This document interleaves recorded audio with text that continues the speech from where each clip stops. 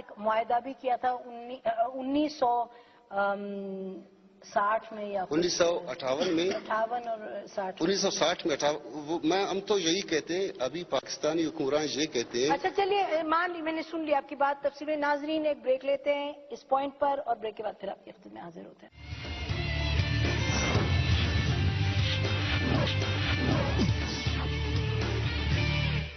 Welcome back. اچھا، آپ نے جو اپنا جو تاریخ جس کو آپ سمجھتے ہیں آپ نے وہ سامنے تاریخ پیش کر دی.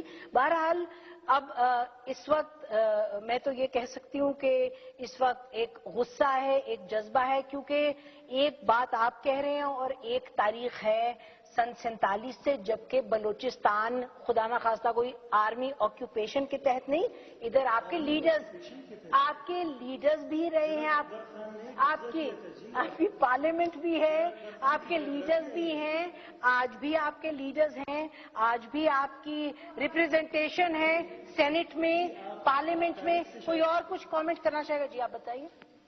بلوچستان کی اس وقت دو ایوان تھے، ایوان بالا اور ایوان زیری.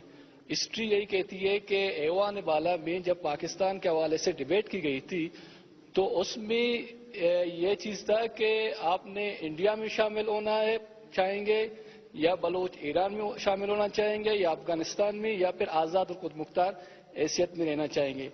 تو اس ایوان میں پاکستان کے ساتھ مرجنگ کے لیے کوئی قرارداد وغیرہ پاس نہیں ہوا تھا. انڈیا کے حوالے سے ڈیبیٹ ہوا تھا، ایران کے حوالے سے ہوا تھا، افغانستان کے حوالے سے ہوا تھا.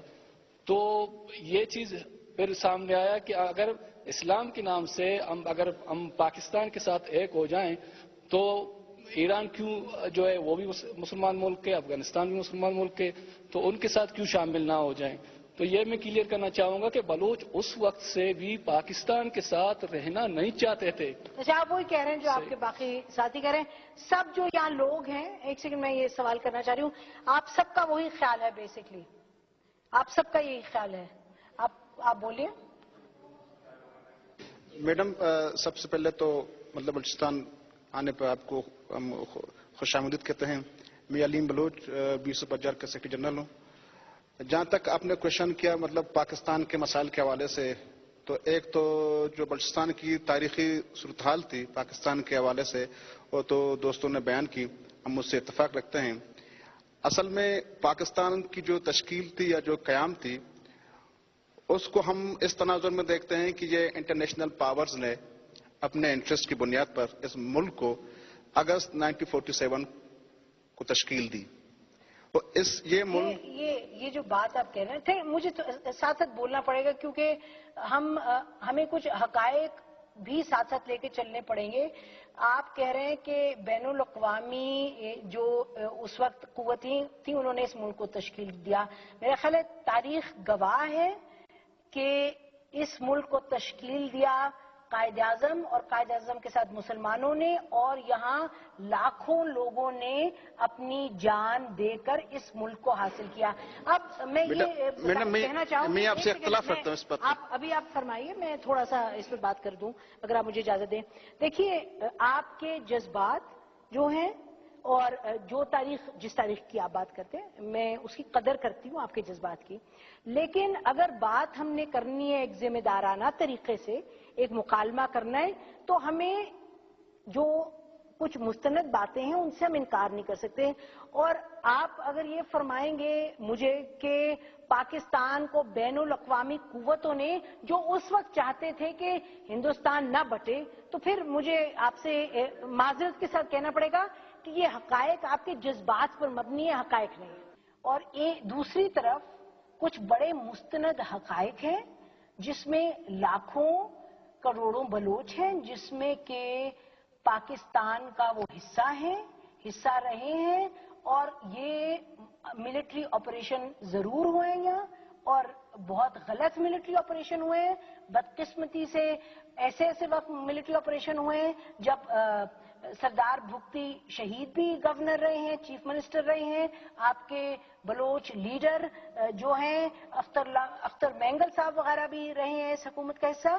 تو آپ لوگ جو باتیں کر رہے ہیں، آپ اپنے اور میں پھر کہوں گی تاریخ کو جیسے آپ سمجھتے ہیں آپ یقیناً اس طرح سے بیان کر رہے ہیں، اور کچھ جو حال کے حالات ہیں اس کی بنیاد پر آپ نے اپنی آنکھیں بند کی ہیں اس تاریخ سے جو تاریخ کا حصہ ہے۔ یہ فیکٹ، یہ بات ہے یا نہیں کہ آپ کے بلوچ لیڈرز تمام کے تمام پارلیمنٹ میں بھی رہے ہیں، آپ کے لیڈرز آج سینٹ میں بھی ہیں، حاصل بزن جو امریکی ہیں، اور اس وقت اختر مینگل صاحب اور عبدالحی صاحب اور اچکزئی صاحب جو بات ادھر کرتے ہیں بلوچستان کے اور پاکستان کے حقوق کے، پاکستان کی بات کرتے ہیں، پاکستان کے دستور کی بات کرتے ہیں، وہ ہندوستانی ہیں، اور جو آپ کے اور لیڈرز رہ چکے ہیں وہ برطانیہ سے۔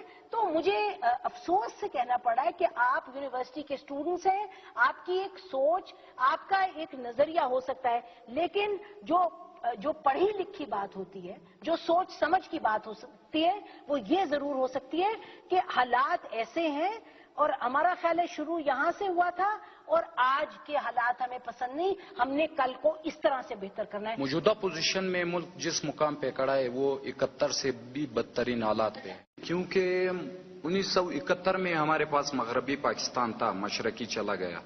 تو وہ اسفندیار ولی خان صاحب کہتے ہیں کہ ایک کوئی سوداگر آ رہا تھا گدے پہ کانچ کی چوڑیاں لاد کر، تو رستے میں ایک ڈاکو کھڑا تھا، اس نے جب ایک سائڈ پہ ڈنڈا مارا تو اس سے پوچھا سوداگر سے کہ کیا اٹھایا ہے، اس نے کہا اگر دوسرا ڈنڈا لگایا تو کچھ نہیں اٹھایا ہے۔ تو یہ ملک ایک ڈنڈا کھا چکا ہے، اور موجودہ پوزیشن اتنی بدترین حالات پیدا ہوئے کیوں؟ یہاں پہ محکوم اقوام کو وہ حقوق نہیں دیے جو آج اس پوزیشن پہ کھڑے ہیں، صوبوں کو خود مختاری نہیں ملی، صوبوں کو اپنے وسائل پہ اپنے اختیار نہیں ملے، ایک صوبہ پختونخوا کے نام پہ کہ ہم اس ملک کے نقشے پہ پختونوں کا نام لکھنا چاہتے ہیں، وہ ہمیں آج تک نہیں ملا۔ اب تو بات ہو رہی پختونخوا کی، جی اب تو ہو رہی ہے، اب تو جمہوری جمہوری گورنمنٹ ہے، ہم بھی اسی گورنمنٹ کا حصہ ہے، لیکن ان بدبختیوں کے پیچھے سب یہ فوجی مارشلہ یا جاگیرداروں کا راج جو بار بار ملک پہ مسلط ہو رہے، اور ان کی غلط پالیسیوں کی وجہ سے آج پوزیشن اس حد تک پھیل گیا کہ کوئی بھی مطمئن نہیں۔